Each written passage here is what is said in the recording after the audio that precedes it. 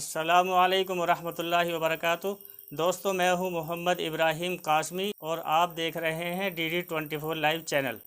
ایران کے اسلامی انقلاب کو 40 سالوں سے زیادہ کا عرصہ گزر چکا ہے، لیکن ایسا لگتا ہے کہ ایران کا یہ انقلاب غداری پر قابو پانے میں ابھی تک ناکام ہے۔ جو لوگ وہاں امریکہ کے ایجنٹ تھے، اسرائیل کے ایجنٹ تھے، وہ ابھی تک ایران کے سسٹم میں موجود ہیں، وہاں کی ایجنسی میں موجود ہیں، آرمی میں موجود ہیں، اور لگاتار ایران کو اس کا نتیجہ بھگتنا پڑ رہا ہے۔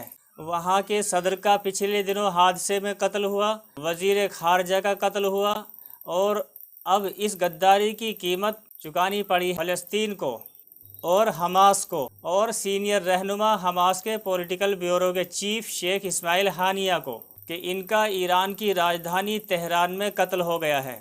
یہ قتل کوئی عام بات نہیں ہے۔ کسی ملک میں موجود کسی دوسرے ملک کے رہنما کو قتل کرنا یہ بتاتا ہے کہ ان کا ٹھکانہ معلوم کیا گیا، ان کا روم معلوم کیا گیا، اور ساری لوکیشن لیک کی گئی، ٹائمنگ معلوم کی گئی، اور یہ ساری انفارمیشن اندر سے دی گئی ہوگی۔ اور اسی لیے ترکی کے ایک رہنما نے بہت بڑا سوال اٹھایا ہے ایران پر۔ انہوں نے ٹویٹ کیا، آگے میں ٹویٹ آپ کو پڑھ کر سناؤں گا، جس میں یہ کہہ رہے ہیں کہ ترکی میں بھی بہت سارے غدار تھے، امریکہ اور اسرائیل کے ایجنٹ تھے، لیکن ترکی نے ان غداروں پر قابو پانے میں کامیابی حاصل کی ہے۔ ایران جو کہ 40 سال کا عرصہ گزر گیا انقلاب کو، لیکن ابھی تک ایران غداری پر پوری طرح سے قابو نہیں پا سکا ہے۔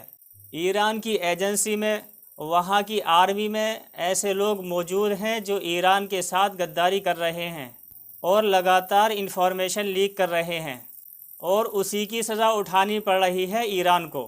بڑے بڑے جو رہنما ہیں وہ اپنی جان کی بازی ہار رہے ہیں، اور اس مرتبہ حماس کے سینئر رہنما شیخ اسماعیل ہانیہ کا قتل ہو گیا۔ انہوں نے جو ٹویٹ کیا ہے اس کو سنیے۔ اسلامی ممالک کو اپنے اندر جائزہ لینا چاہیے، مردہ خاموشی سے جان چھڑائیں، اور 3 بندروں کے کھیل کی جرأت اور نامردی کو فوراً بند کریں۔ ایران کو اپنے اندر موجود غداروں کو ویسے ہی صاف کر دینا چاہیے جیسے ہم اپنے ملک سے غداروں کو صاف کرتے ہیں۔ اسماعیل ہانیہ کے مقام، پھر عمارت کی منزل اور کمرے کی معلومات لیک ہوئی ہیں۔ ایران کب تک بڑی شخصیت کو اسرائیل کے رحم و کرم پر چھوڑے رکھے گا؟ ہمیں رات اطلاع ملی کہ ہانیہ کی تہران میں شہادت ہو گئی۔ یہ سب معنی خیز ہے، بہت بڑی بات ہے، اور یقینی طور پر شیخ اسماعیل ہانیہ کے قتل ہونے کا مطلب ہے کہ پوری لوکیشن لیک ہوئی ہے، پوری جانکاری دی گئی ہے، اور اسرائیل نے بڑی پلاننگ کے ساتھ قتل کیا ہے۔ اسرائیل نے پہلے یہ خبر چلائی کہ وہ لبنان پر حملہ کرے، حزب اللہ کے کمانڈر پر حملہ کرے، حزب اللہ کو وہ نیست و نابود کر دے گا، اور پھر ادھر حملہ کرنے کے بجائے سیدھے اس نے تہران پر حملہ کر دیا اور شیخ اسماعیل ہانیہ کو شہید کر دیا۔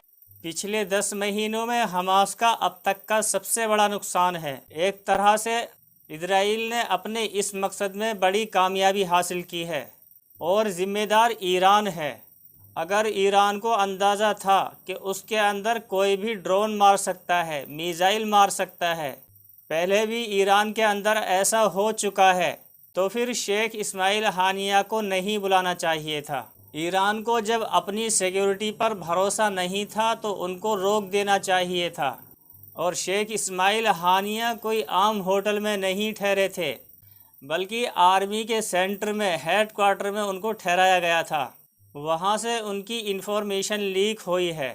ایسے موقع پر یا ایسی جگہ پر قتل کا مطلب ہوتا ہے یا تو بہت اندر تک اور یا بہت بڑے عہدے پر کوئی غدار موجود ہے جو امریکہ اور اسرائیل کے ساتھ ملا ہوا ہے، یا پھر ہو سکتا ہے کہ کوئی اسرائیلی یا کوئی یہودی یا کوئی امریکی شہری ہی ہو، ایران میں ان عہدوں پر فائز ہو۔ اس نے بھلے ہی ایران کی شہریت لے رکھی ہو، بھلے ہی وہ ایران کا سینئر کمانڈر ہو، لیکن دراصل یا تو وہ اسرائیلی ہوگا یا امریکی ہوگا، اور یہ بھی ہو سکتا ہے کہ کچھ ایسا کیا گیا ہو کہ ڈیل ہو گئی ہو۔ ایران کے اندر تب اتنا بڑا قدم اٹھایا گیا، ورنہ آسان نہیں ہے اتنے بڑے رہنما کا قتل کرنا۔ اور ایران کی راجدھانی میں ہونا۔